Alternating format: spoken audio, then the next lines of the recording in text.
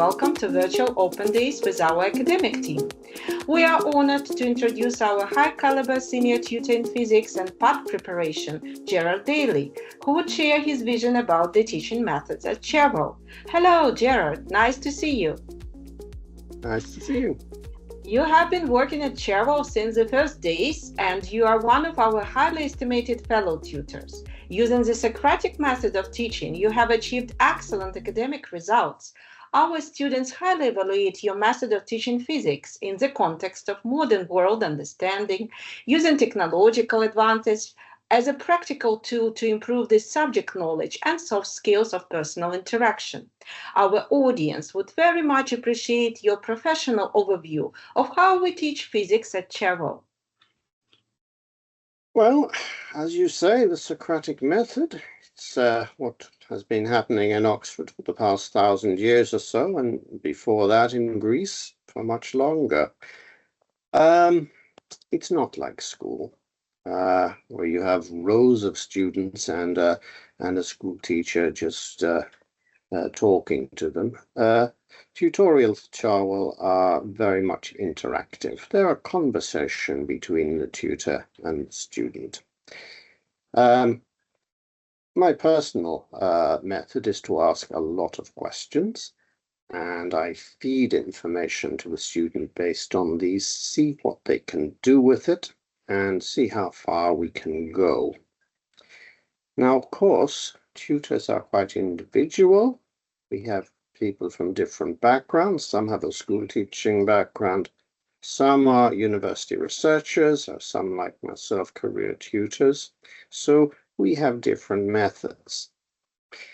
But also, we realize that students are individuals. So this is bespoke tuition. The course is designed for you. There's no set plan that's going to not to change through the course. There will be a plan based on our initial discussions, but it can change. So if you talk about homework, well, I expect you to teach me at the beginning of the tutorial what I taught you last time.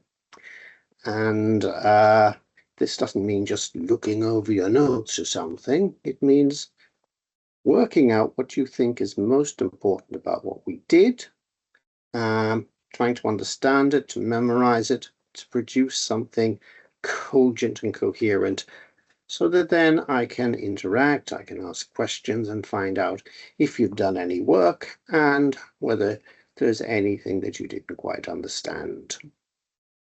Thank you so much. In today's AI realities, physics is considered as one of the main interdisciplinary subjects, which allow us to widen horizons, come into the outer space future. So here at Cherwell, besides conventional subject curriculum, we do offer PAT preparation for our talented students. Could you kindly share with us your vision about it?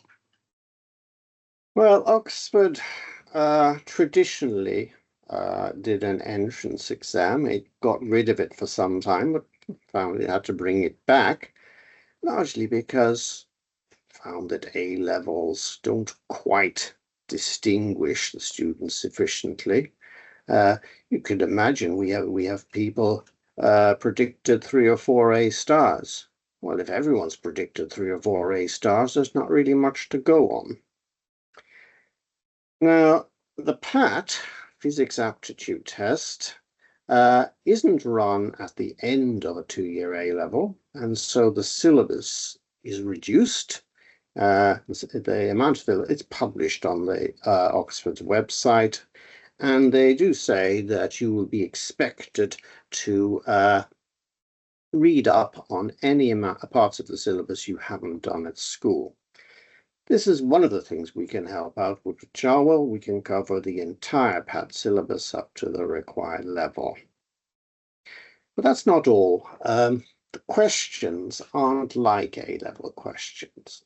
You're using A-level background material, but you have to think in a more innovative way. And this is by design. Tutors at Oxford are busy with their research. You might see them once a week or something. So you have to do quite a lot of the learning yourself. And they're looking for a sort of precocious individual who's able to do that at 18. But not everybody is. We do this by looking at past PAT questions. Oxford quite clever, though. They change the format regularly. They want to keep everyone guessing. So you can't prepare completely like that. But what you can do is get an idea of the kind of thinking that's required. There are a few other little things like general knowledge. You have to know about eclipses and things like that, phases of the moon, which aren't normally done on A-level or even GCSE syllabi, which can help with that as well. And we've had considerable success with PAP. Not everybody is going to do really well on it. That's by design. That's what it's for. Thank you so much. What is your opinion about modern principles of teaching physics? How could this subject facilitate future employment of our students? Well, the first thing an employer is going to say when they see somebody with a physics degree is, well, this person's clever. They're intelligent. You have to be in order to get a physics degree. And that's going to be attractive to employers. You are obviously highly numerate, which is very useful. You're used to handling data, to analyzing data. All of these are very useful things. You might think an employer will be worried that a physicist doesn't have any soft skills because of the sort of stereotype that we have of physicists. But it's not really the case. If you look at the top of any research paper in physics these days, you will see a list of names. It's collaboration. People work in teams, and you're taught to work in teams during a degree course. And you, of course, therefore, you have to develop these soft skills. So in general, unless the employer has been away for a long time or something, is going to realize that these days physicists do have soft skills. Now, the sort of the gorilla in the room, I suppose, is AI. This is an enormously useful tool in physics research. It saves a huge amount of time, increases productivity enormously. And you have stunning things like the DeepMind's protein folding model. Absolutely wonderful. But if you're a physicist who expects AI to do all the work for you, well, what's the employer going to say? Well, why bother with you? I'll just have an AI. If you're a physicist who says, no, I'm having nothing to do with this AI, well, you just get left behind. And in my tutorial, I will actually expect people to be using AI, producing their presentations. If they're getting it to do all the work for them, I'll soon find out just by asking them questions. And of course, when you sit an A-level, you're not going to have an AI beside you. So there you are. If you're the sort of physicist who embraces AI and uses to increase your productivity, then I see no reason why you should not succeed. Physicists can turn their hands to most things. You can do a one-year master's to convert you into most kind of engineers, or computer software people. You can become management trainee. You can go into the learned professions. You can go into accountancy. You can go into law. Now, not many do, but that's sort of an advantage because there are definitely legal cases that have technical stuff going on, and not many lawyers understand it. It might be a good place for you to be. So yes, on the whole, I would say physics is as close to a future-proof subject as you're going to get these days. Thank you so much. Our followers are interested in the main difference if taken for a 2-year A-level physics in comparison with a 1-year fast-track course. What do you think about it? Very much depends on what you want. If you want the classic sixth form experience in which you work hard, play hard, have lots of hobbies, and lots of social life and everything, then yeah, 2-year course. The A-level is designed as a 2-year course. There are certain types of students, though, who might be interested in fast track. Somebody who's very ambitious and wants to get on, who has quite a lot of ability. Secondly, maybe someone who's a little older wants to catch up. Thirdly, well, if you've already done your 2-year A-level and didn't quite get the results you want, typically we can bring you up a couple of grades.